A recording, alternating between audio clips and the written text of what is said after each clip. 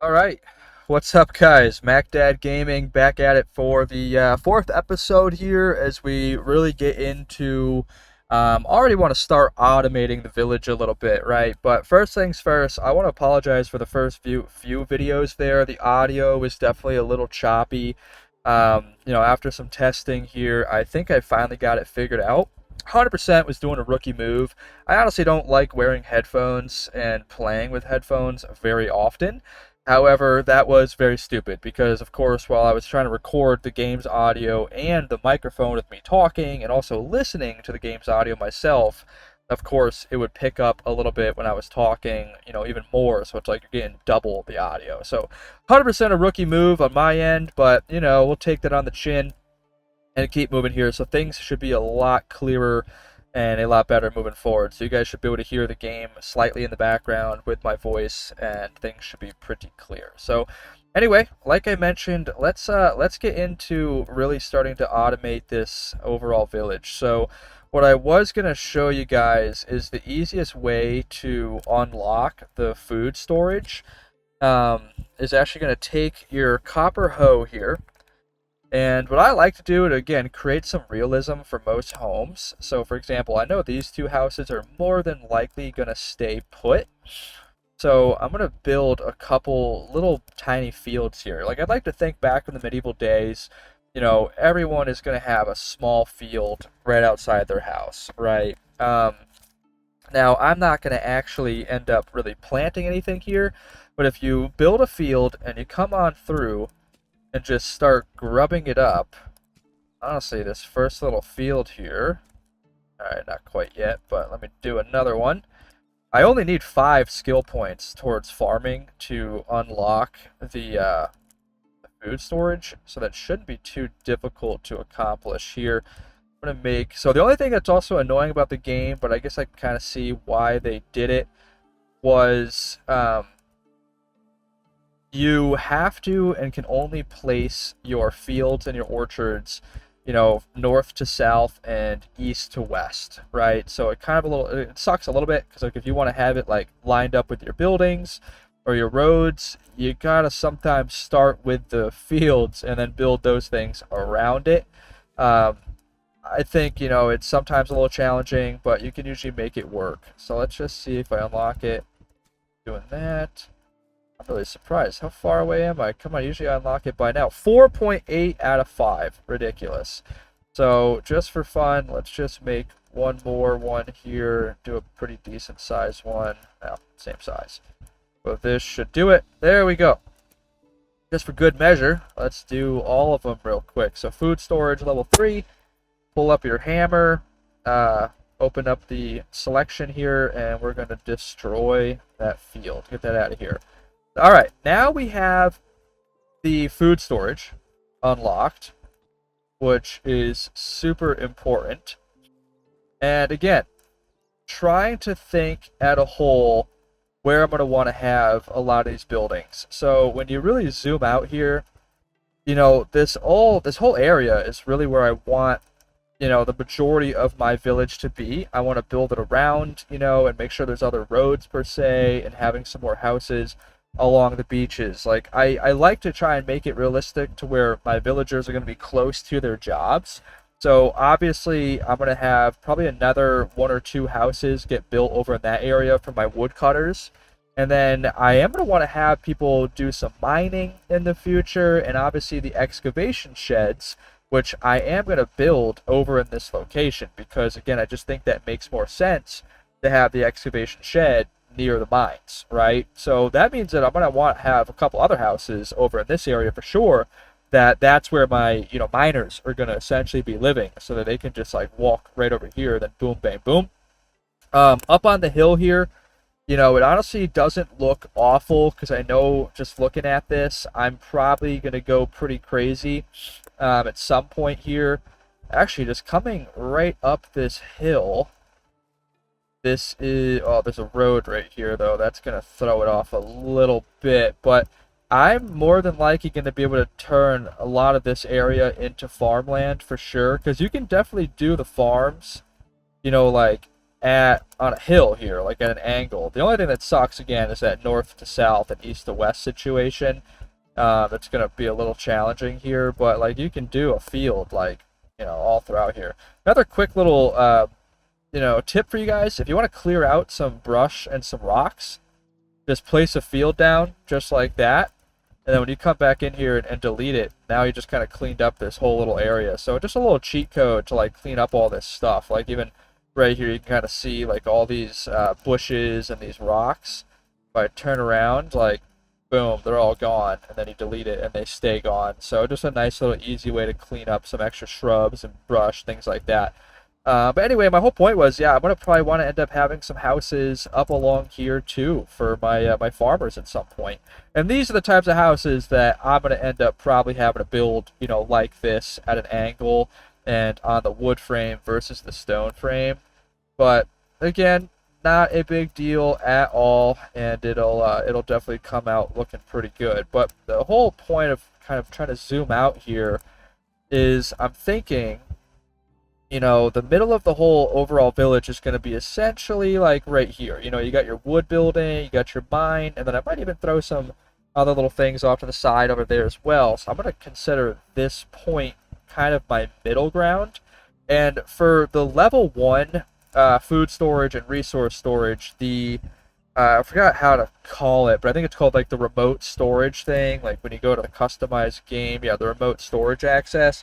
There's actually a pretty recent update they allowed, but essentially if you're within 50 meters of a level 1 resource storage and food storage, you can actually, mainly for the resource though, not so much as the food, but you can actually access your items and materials in the storage for building. So like if I was trying to build a building and I'm 50 meters away from the resource storage, it actually allows me to use the materials in that storage versus having to go grab them and have them on my person. Now, as you upgrade it to a level 2 and then a level 3, that gets extended to 75 and then 100 meters. So, for example, that middle point is a really nice location to kind of have the main resource storage and even food storage in, because at some point, when I get it to level 2 and level 3, you see, if you look at the top there, as I go all the way out here, I'm going to just now be 100 meters away from where that, resource storage is going to be placed. And eventually, you're going to fill that thing up. You start collecting logs, stone, ore, everything. It's going to fill up. So you're going to have multiple of them anyway. I end up usually having 3 to 4 resource storages throughout all my villages, and even, of course, a couple resource storages. Again, it just goes back to, like, trying to make a lot of them, be realistic and make sense, really. So what I'm going to do is I'm actually going to place down my first resource storage right here, a little bit off the beaten path, if you will. But again, this is going to be my main road. So that's going to go right here. And again, what I like to do is kind of have a resource storage and a food storage very close to each other. Again, I guess to me, it makes sense. You know what I mean? So I'm actually going to throw this down right here. There's a tree right behind it. Once it regrows, it shouldn't look, too bad. So I'm okay with that layout there. So that way, it, again, makes sense to me. Your storages are kind of in the same location.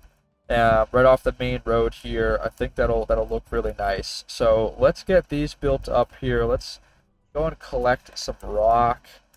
Again, there's usually plenty of stones all on the ground. I definitely want to get some more building and stuff and crafting going to unlock that excavation shed. And usually before my first year is up. So I'm most definitely going to make that a goal of mine here before this first year is over, is to actually clear out that mine at least once. The fact that I found the bronze pickaxe is super helpful to tackle that. Usually a full mine, it will require like 1.5 or 2 bronze pickaxes to make it all the way through. Once you unlock the iron pickaxes, it's so much easier. 1 iron pickaxe will last the entirety of the whole mine without breaking. But in the meantime, you can also build the stone ones as well, but they have a very low durability and they break very quickly and very easily. So you usually got to make like 4 or 5 of them just to make it through the mine and get everything out of there. So we're going to get that going at some point here. Probably not this video, but definitely before our year is up for sure. It actually respawns every single season. So sometimes if I have some extra time on my hands, running through there at least one, 2 or 3 times a year in game, it's going to be really helpful because, of course, you're going to collect a bunch of resources every time you do it, outside of even having your actual miners doing it for you, which I'll have soon enough. So anyway, I just want to get both of these foundations built here. God, so yeah. Right now, I have 19 logs on me, which is helpful. Need one more for this. I'm trying to just go at building them at the same time, but you can already tell, like, that resource storage is huge. It requires quite a lot of material. So let's just see how these guys have done so far, just to help me out here. He's got 17 logs. That's awesome. It looks like he's got a good chunk over here as well. What are you at? 12. All right, perfect. So 29 logs. That's going to be enough to finish up the resource storage, I believe. So I'm going to prioritize that one real quick before I come back over to this guy. But I will use one of them just to finish up the framing. Perfect. So now the full framing is done on both, but let's roll through here. I like to personally always start with the roofs because I have a feeling I'm going to need to go grab some more straw here as well. Let's get the whole roofing system set up. We get through all that with all the straw, huh? Perfect. Okay, and still 21 logs. You're going to need a few, or at least 1 or 2 on each of these walls. I'm also probably going to need to collect some more sticks here shortly. Let's see. Fingers crossed, we might be able. No, I was like, that was optimistic thinking, but we got 3 more walls here. Definitely gonna need some more sticks for that. So let's run up over here. Remember, like I said in the last video, collecting these little like sapling things, honestly, I think just makes quick work of this realistically than running around and grabbing all the singular sticks on the grounds. Because especially when you're in a location like this, there's plenty of these little guys hanging around. And once you kind of know what you're looking for, you can spot them pretty easily. Well, I ran past that. The berries, by the way, if you collect one little bushel of berries here, you get about 5 of them, and there's plenty of them right here. That's another like little trick to getting a bunch of fertilizer early game, because that stuff can be pretty expensive. So if you spend like the whole season of spring or summer collecting like 1,000 or 2,000 berries, 10 berries equals, or 10 rot, I should say, to fully explain. If you collect 1,000 berries and then you drop them on the floor, wait for the next season, they're all going to turn into rot. So that 1,000 berries will become 1,000 rot. And 1,000 rot, every 10 rot, I should say, is going to become 1 fertilizer. So for 1,000 rot, you'll have 100 fertilizer. So it's an easy way early on in the game to get fertilizer. Now, me personally, I don't plan on really starting my farming until the second spring, right? Because you first start off in spring, and there's too much other things to do than start farming. So I wait until the following spring to really get into that. And honestly, and you'll see, by the time I get there, boom, resource storage completed. Love that. By the time I get to my second spring, I will have made some money to where I don't mind, buying some fertilizer, buying manure, which just has a better ratio for making fertilizer. And you'll see all that here in a bit. So I'm not too worried about the berries, but just good for other people to know. If you want to tackle that, you got the time for it, go for it. So anyway, the resource storage is complete. So again, this is only level 1. So if you look at the bottom right where it shows my copper hammer, that little like building symbol just to the top right of it, it's going to appear anywhere within 50 meters. As soon as I come out of that, it's going to disappear. Oh, wait, I did put the actual little thing, not quite on the resource storage there. There we go. So 50 meters, and that little symbol appears, 51 meters, and it goes away. So when I'm in this, radius, if you will, I can build whatever I want remotely, essentially, because all the resources are remotely given to me. As of right now, there's no resources even in there, so it's not going to be very helpful, but you'll notice that soon enough. Let's get this thing built. Oh boy, excuse me. I knew we were already going to need some more logs for sure. Let's at least get as much of this as we can. Like the sticks, for example. Get all those placed in here. Wow, of course, need only a few more sticks. I'm gonna actually go and grab some more straw, and at the same time grab some sticks. So what I was saying in, like, I think the first video, there's actually like no straw along the entire beach here, which is kind of a bummer. Again, this is only going to be a nuisance right now, early game. Once we get into actual farming, when you are, you know, collecting your resources like your wheat, oat, rye, flax, whatever, and then you go to thresh that in the barn, you're going to end up having thousands of straw and not even anything to do with it later on in the game. So it's just a little bit of a hassle right now. But again, I think that being our biggest problem that's not directly close to our village is a good problem to have. I'd much rather be near a cave and then all these maple trees than being near some reeds for sure. So while I'm also running over here, like I mentioned, I'm just going to start grabbing some more of these sticks, because I do know I'm going to need some more of these guys. But I'm gonna fast forward here real quick, save some time. All I'm going to do is just grab some more reeds and some sticks.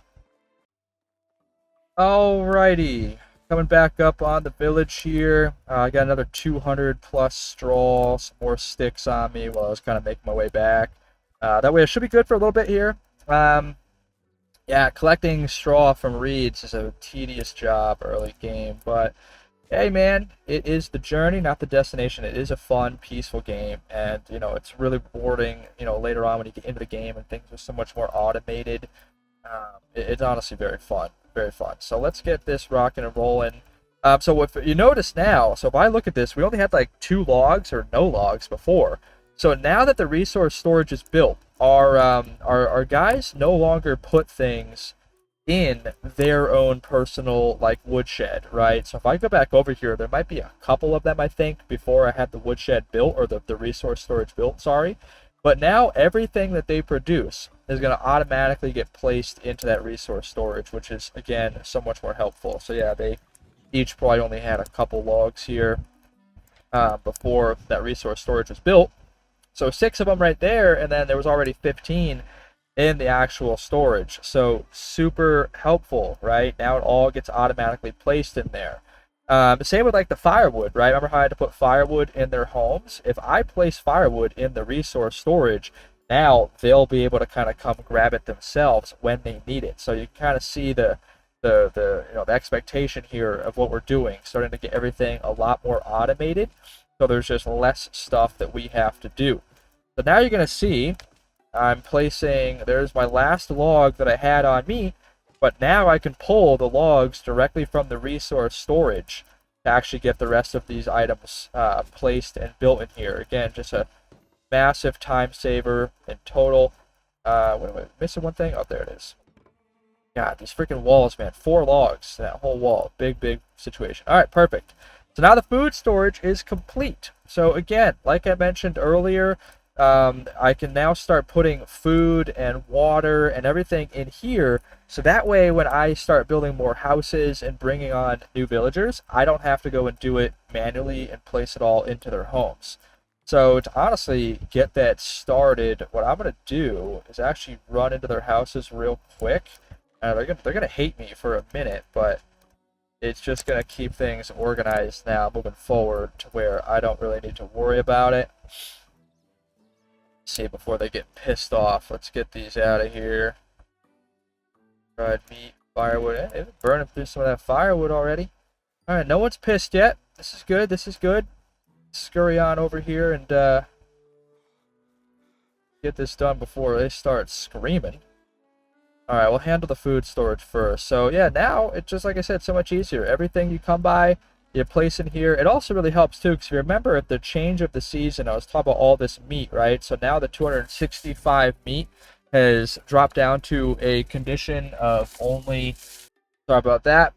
I had a little bit of noise going on in the background. Want to get that taken care of real quick. So like I was mentioning, the meat dropped down to 50% of, condition on the change of the season. But now I'm going to go cook that, and you'll see that it's going to actually go back up to 100%, and all the food that I now place in this resource storage is going to actually last so much longer on the change of the season. So it's very, very vital to, make use of this for sure. I'm going to place the oat roll, the onions, the rye bread, and all these water skins. I'm going to keep one on me just to have for myself, obviously. I'm gonna put all that in there too, actually. I'm gonna go cook all this meat, because 265 meat is quite a bit, and that's gonna actually uh, give me some levels here, and then I'm gonna actually do some updating, leveling here in a second. So let me get the firewood in here. So now we have all the firewood in here as well. I'm even gonna start putting a bunch of other things in here that I just don't need on me. Because back to my point from the first episode, I don't obviously love having the unlimited carry weight on for my entire playthrough. I mean, again, I know I'm not playing completely realistic, but I want to try and play, as realistic as I can for the majority of it. So let's get pretty much all this stuff in here. The resource storage can hold 1,000 kilograms of weight, which is really, really nice. The meat is pretty heavy. That's 53 pounds right there, essentially. These bronze pickaxes don't need right this second. I'm going to actually put the copper shovel away. I'm going to sell these copper spears. The iron arrows, I only have 2 of them. Probably going to hold on to those right now. I don't need that bag. I have the bronze axe, so I'm actually going to put this copper one away. So really all I have on me right now is my 1 bag, which I don't even need that either, but my bow, some arrows, my axe, shovel, a hammer.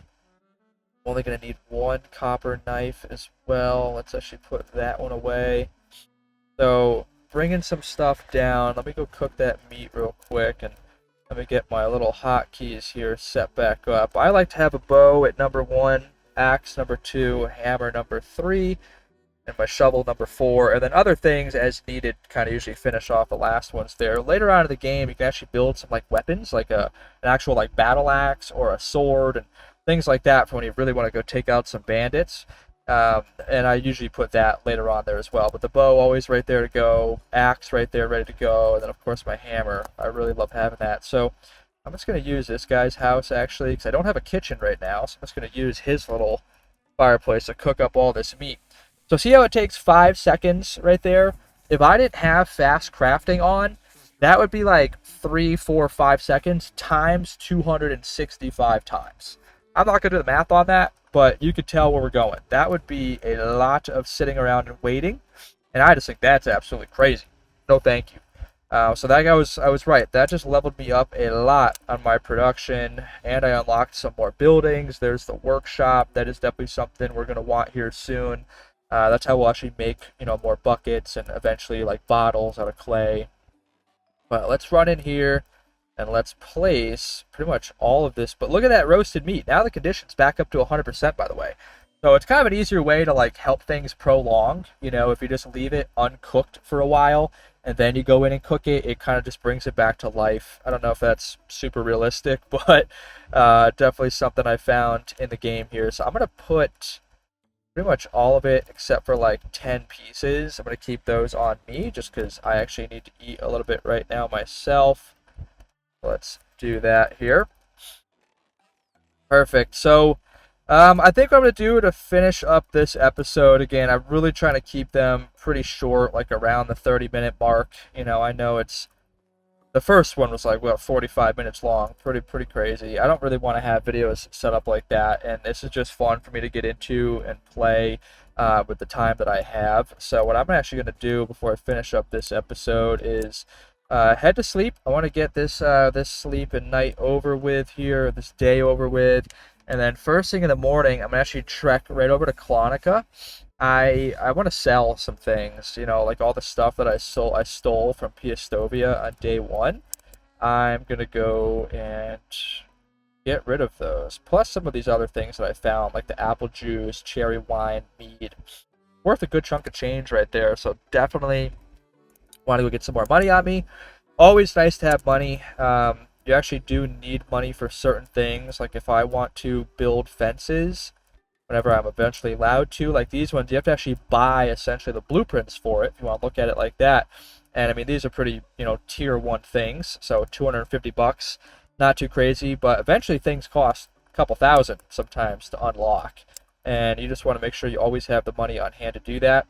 And like I mentioned, I think in the first episode, or probably a few times already, I personally don't have an issue with money in this game at all. And you'll definitely see that. Like, I'll show you some of my tips and tricks, even early game, to just get some money rolling in, and that way it's not an issue. You can pay your taxes every year, unlock all the blueprints that you want, and just keep things pretty much running throughout the whole early, mid, and late game. Anyway, I'm going to skip through real quick until I get to Clonica to keep this video time down. Alrighty. Back in Clonica. These guys are probably going to be seeing a lot of me since they are the closest village to us. We're kind of like in between that and Piastovia. So we'll definitely be going back and forth between those two for sure. And, later on we really have to jump, from town to town. We'll be taking advantage of our buddy the Wagoneer over there. First things first, though, let's find the first guy to sell stuff to. I don't know if he has a whole lot of money. Let me see. He got $1,000. That's not bad. Let's clean him out. Let's sell this figurine. Let's do the jewelry box, whole 500 right there. And then head over to the apple juice. Did I steal that from these guys? Dang, man. I didn't even realize I stole that from them here. Whoopsies. Alright, I can definitely sell. Oh, he doesn't have enough money by like freaking $12. Are you kidding me? Alright, well, let me at least get everything else cleared out here. Let's go find the other guy. The Clonica's little workshop man. How much money you got? Ooh, 666. Gotta change that up. Dried figs, perfume. Perfect. Again, I didn't even realize that I had stole the apple juice and the mead from them, but definitely get rid of the cherry wine. The other two things I wanted to sell. Oh, I forgot I stole these from them too. God dang it. So definitely, now that I've gotten rid of the things I stole from Piastovia, now I can jump back over to Piastovia and sell the things I've stolen here.